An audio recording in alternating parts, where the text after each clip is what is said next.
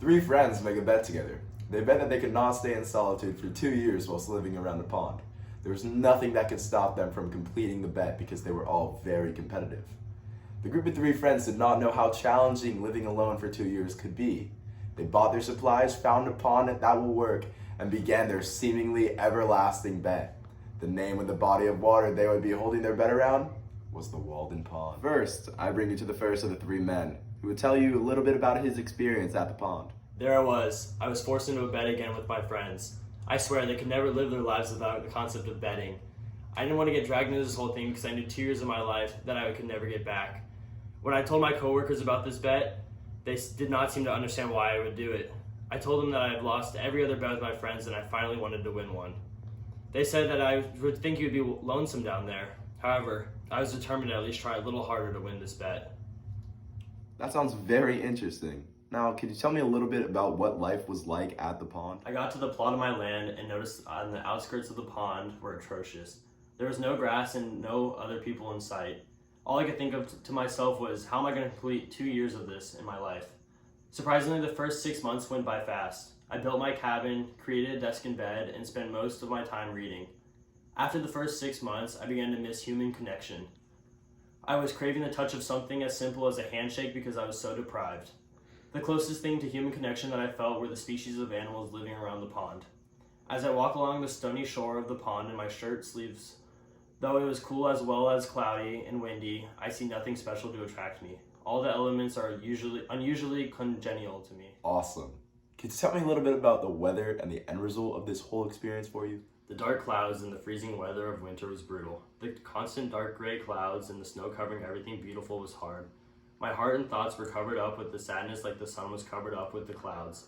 The dark days showed me that I maybe didn't have what it takes to be there because of my loneliness. After another 4 months passed, I could not bear to live there any longer. I packed up my boots, my books, and other belongings and gave up my chance of winning the bet. I learned a lot about myself in the time there, about Walden Pond, and that I'd never choose to do that again. Wow, that is truly breathtaking. I now take you to the second person of the friend group, the middle child, if you must, who's going to tell us a little bit about his experience on this experience. I was definitely excited for the bet. I was confident in my abilities, and I am used to winning most of the bets. I swear the other guys knew that they were going to lose before we even started. I may have been too confident. I wasn't prepared for life without a significant other. Thank you for that. Could you please go a little bit more in depth of your experience and how you felt? When I arrived at the pond, I grabbed all my materials and headed over to an isolated spot. I made sure to bring necessities such as lots of wood, screws, and a picture of my beautiful wife. Time began to fly by, and I think almost a year passed before I began to feel insanely lonesome. The solitude of this trip was making me so sad. I missed my significant other.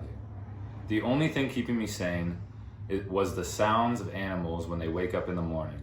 Although nature helped me a little bit, the solitude was causing me multiple mental breakdowns and lots of thoughts I had never felt before. And how did you deal with those thoughts? I began to think of ways to help push me through the rest of my time. I decided that I would jump in the lake every morning in order to clear my thoughts and prepare for my upcoming day. One sunny morning, I was doing my normal routine. I got up, brushed my teeth, and then jumped in the pond. I saw a woman from across the pond. She was glowing while the sun was beaming on her, and I told myself I had to swim across the pond and meet this woman. I swam so fast that I almost couldn't breathe. Once I arrived on the other side of the pond, I told the woman about the bet between my friends and I, and she said to me, "I should think you would feel lonesome down there." Nonetheless, she seemed interested in it. She brought up that she had a boat. I told her that she should con her boat over to where I reside and that I will show her around. She agreed, and when we got on the boat, she grabbed my arm as she navigated towards my place. I hadn't felt the touch of a woman in almost a year, and I thought to myself, what would my wife think of this? We arrived at the spot, and I showed her the inside of my living area. She laid down upon my bed and told me that it was comfortable. She asked me to join her on the bed, and that's when I made the biggest mistake of my life. And how did this affect your experience? Well, it was fun while it lasted, but I instantly felt regret. Once she left, I broke down in tears and couldn't control myself. The following week, I couldn't focus or get back in my routine, and everything went downhill. I knew at that point that I couldn't continue the bet any longer, and I had to go home.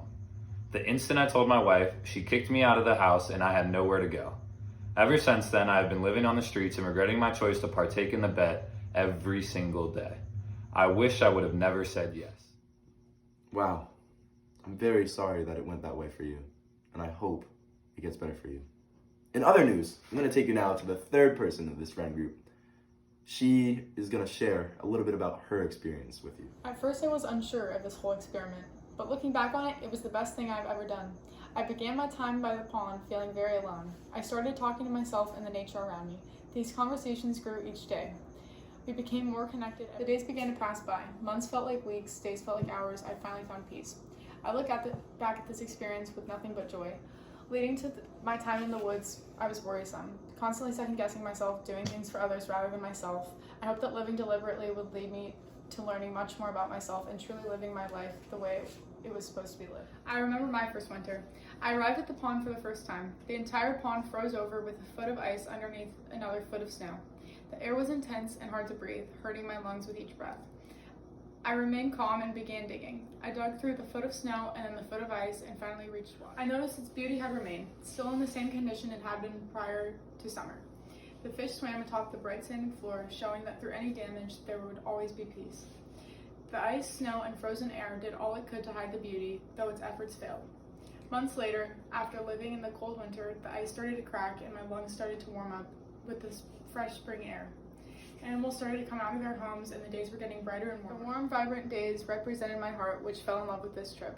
The main lesson I gained from this journey is that there will always be beauty in one's life and in the world around them. Beauty will always prevail, bringing peace and bliss to this world. This time in the woods truly changed me. Thank you for the insight on your trip. And thank you for listening to the 3 experiences of Walden Pond.